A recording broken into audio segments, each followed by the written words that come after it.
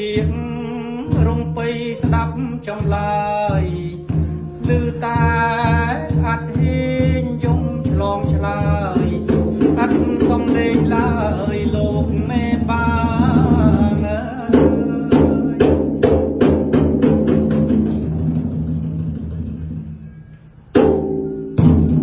ព្យុះភ្លៀងក៏ក្រំបោកបក់ជោកជាំទៅទឹកកាយាតើពុកនឹងម៉ែលោកនៅឯណា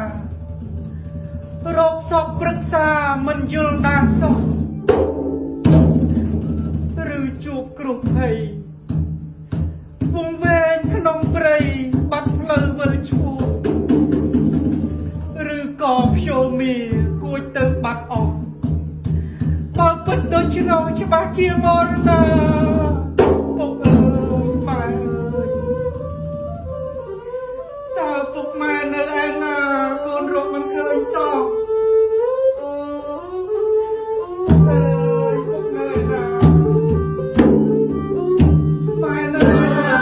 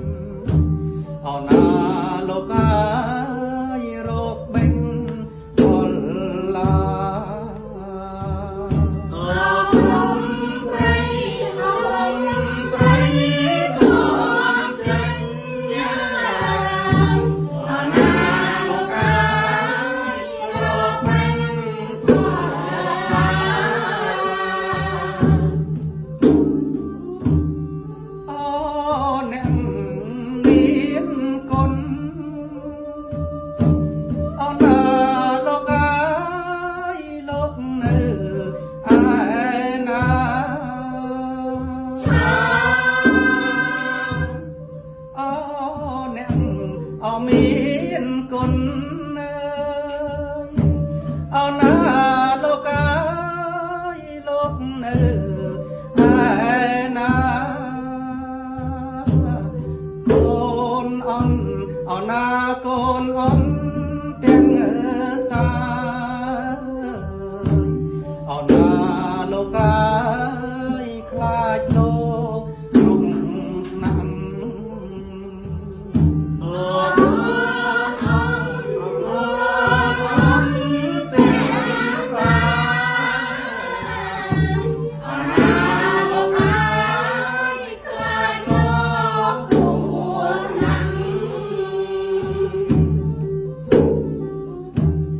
ខ្លាចលោកពងវែងអើណាលោកអើយ